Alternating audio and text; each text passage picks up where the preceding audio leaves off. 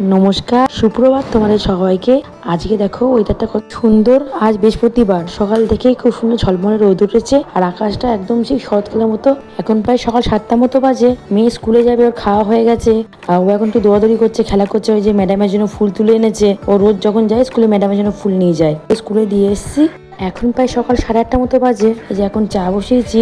আমি চায়ের মধ্যে বড় একটা তুলসী পাতা দিয়ে খাই, এটা রাম তুলসী পাতা। সেটাই আমার বাগান থেকে তুলে নিয়ে যাচ্ছি, এখন ধুয়ে চায় জলের মধ্যে দিয়ে দিলাম। এই যে আমার রাধা কৃষ্ণ দেখতেই পাচ্ছ, যখনই দেখি সারাদিনে তখনই যেন মনটা ভালো হয়ে যায়। একদিকে চা হচ্ছে, অন্যদিকে রান্না বসিয়ে দিয়েছি। মেয়েকে স্কুলে দিয়ে এসে উঠোপাটা করে রান্না করে কাজকর্ম মোটামুটি গুছিয়ে স্নান করে রেডি হয়ে চলে যাই মেয়ের স্কুলে মেয়েকে আনতে। মেয়ে বেরিয়ে দেখে যে মা দাঁড়িয়ে আছে। ও ভাবে মনে আমি সবসময় ওখানে দাঁড়িয়ে থাকি, সেই জন্য স্কুলে থাকে। ও যে জানতে পারে যে আমি বাড়ি চলে আসি, তাহলে হয়তো পরের দিকে স্কুলেই যাবে না। ওই জন্য ও ছুটি হওয়ার যে করে হোক আমি 1 মিনিট আগে হলো স্কুলের ছুটি হওয়ার আগে পৌঁছে যাই।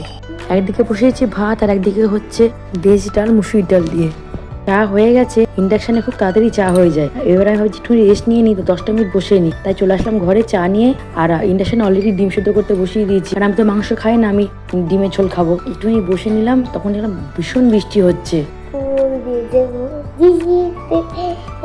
এই আমি ভয় দিচ্ছি, তুই পাশে কি বলছি এটা? হ্যাঁ, সবাই বল আই লাভ ইউ অল, বল।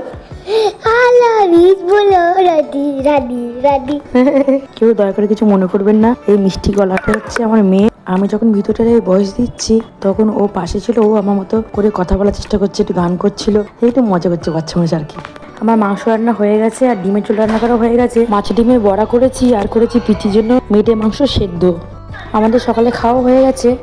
এখন প্রায় 12টা 10-15 মতো বাজে। মেয়েকে এনে ওকে স্নান ধান করিয়ে রেডি করছি, এবার ওকে খাওয়াবো। আজকে বৃহস্পতিবার, পুজোটা করতে একটু টাইম লাগবে, তাই পুজো করে আর যাওয়া হয়নি। মেয়েকে ঘুম পাড়ানোর পর পুজো করতে বসবো। আজকের দিন অনেকের বাড়িতে নিরামিষ রান্না বান্না হয়। তনুর যেহেতু রবিবার দিন ছুটিটা হয় না, তাই রবিবার দিন যে মাংসের লাল লাল ঝোল আর ভাত খাওয়ার যে একটা চল রয়েছে আমাদের বাঙালিদের মধ্যে, প্রায় ঘরেই রয়েছে, সেটা আমাদের হয় বৃহস্পতিবার দিন। কারণ এই দিন তনুর গায়ে চাপটা কম থাকে, আমরা প্রায় এই দিনটাকে রবিবার মনে করেই কাটাই। আজকে মেয়ে প্রায় ঘুমায়নি বললেই চলে, এখন পাশে বাড়ি দিদির সঙ্গে খেলা করছে আর আমি পুজোটা করে নিয়েছি। এই যে দেখো আমার সিংহাসনটা তোমাদের সবার সঙ্গে শেয়ার করছি। আমাদের বাড়ির সিংহাসনটা আর ছোট্ট মন্দিরটা আর আমাদের বাড়ির ঠাকুরের মূর্তিগুলো দেখতে কেমন অবশ্যই কমেন্ট করে জানিও। যখন বিকেল প্রায় বলা চলে, মেয়ে আবার খেলা শুরু করেছে।